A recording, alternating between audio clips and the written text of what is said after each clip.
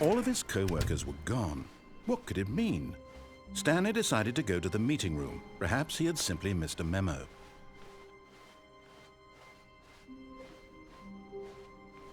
When Stanley came to a set of 2 open doors, he entered the door on his left.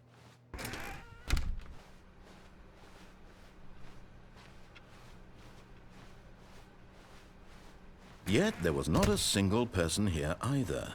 Feeling a wave of disbelief, Stanley decided to go up to his boss's office, hoping he might find an answer there.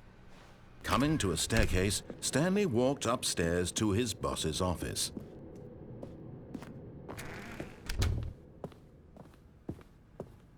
Stepping into his manager's office, Stanley was once again stunned to discover not an indication of any human life. Shocked, unraveled, Stanley wondered in disbelief who orchestrated this. What dark secret was being held from? Stanley was in such a rush to get through the story as quickly as possible, he didn't even have a single minute to just let the narrator talk. That kind of anxiety isn't healthy, so he relaxed for a few moments with some calming New Age music.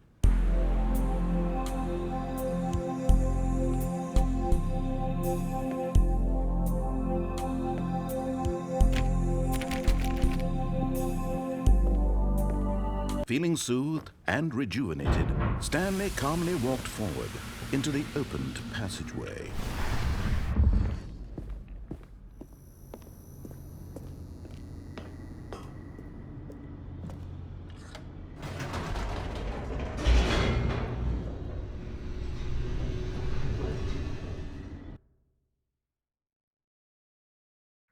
Descending deeper into the building, Stanley realized he felt a bit peculiar.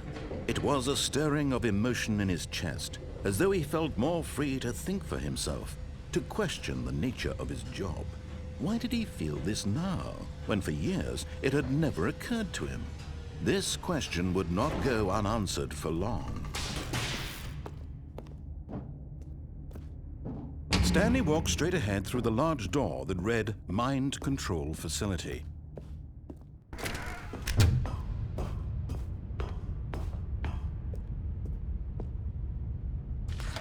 The lights rose on an enormous room packed with television screens. What horrible secret did this place hold? Stanley thought to himself. Did he have the strength to find out?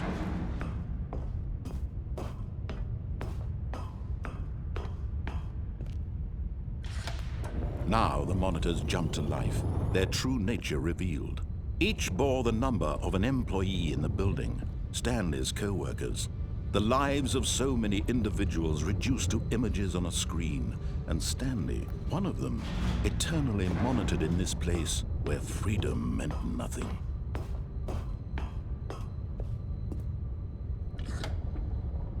This mind control facility, it was too horrible to believe. It couldn't be true. Had Stanley really been under someone's control all this time?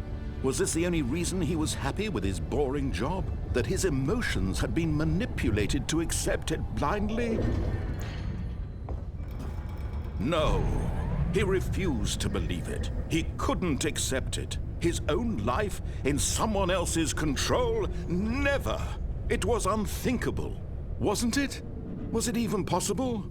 Had he truly spent his entire life utterly blind to the world?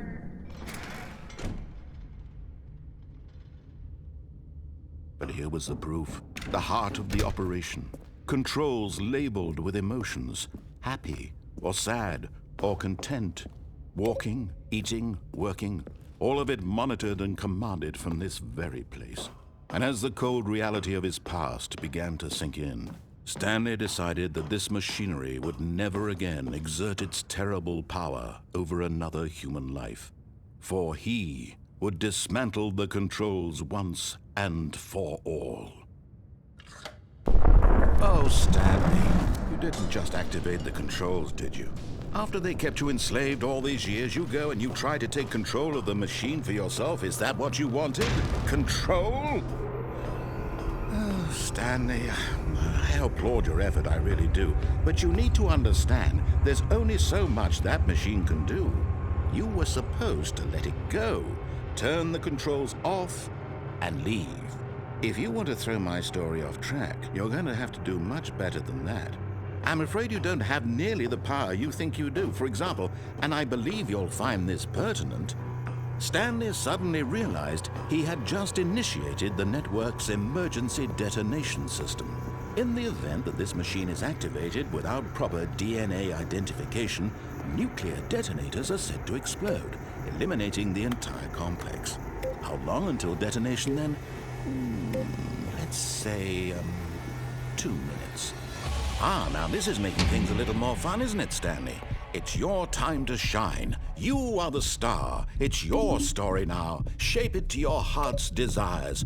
Oh, this is much better than what I had in mind. What a shame we have so little time left to enjoy it. Mere moments until the bomb goes off. But what precious moments each one of them is.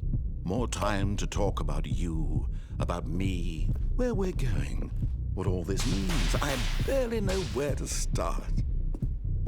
What's that? You'd like to know where your co-workers are? A moment of solace before you're obliterated? All right, I'm in a good mood. You're gonna die anyway. I'll tell you exactly what happened to them. I erased them. I turned off the machine. I set you free.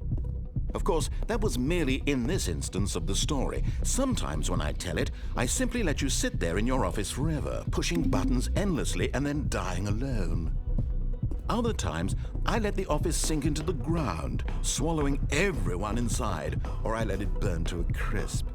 I have to say this, though, this version of events has been rather amusing. Watching you try to make sense of everything and take back the control wrested away from you, it's quite rich. I almost hate to see it go. But I'm sure whatever I come up with on the next go-around will be even better. My goodness, only 34 seconds left. But I'm enjoying this so much. You know what? To hell with it. I'm going to put some extra time on the clock. Why not? These are precious additional seconds, Stanley. Time doesn't grow on trees. Oh dear me, what's the matter, Stanley? Is it that you have no idea where you're going or what you're supposed to be doing right now? Or did you just assume when you saw that timer that something in this room was capable of turning it off? I mean, look at you. Running from button to button, screen to screen, clicking on every little thing in this room. These numbered buttons, no, these colored ones. Or maybe this big red button, or this door. Everything, anything, something here will save me. Why would you think that, Stanley? That this video game can be beaten? Won? Solved? Do you have any idea what your purpose in this place is? Stanley, you're in for quite a disappointment. But here's a spoiler for you. That timer isn't a catalyst to keep the action moving along. It's just seconds ticking away to your death. You're only still playing instead of watching a cutscene because I want to watch you for every moment that you're powerless. To see you made humble. This is not a challenge. It's a tragedy. You wanted to control this world, that's fine. But I'm going to destroy it first, so you can't. Take a look at the clock, Stanley. That's 30 seconds you have left to struggle. 30 seconds until a big boom and then nothing.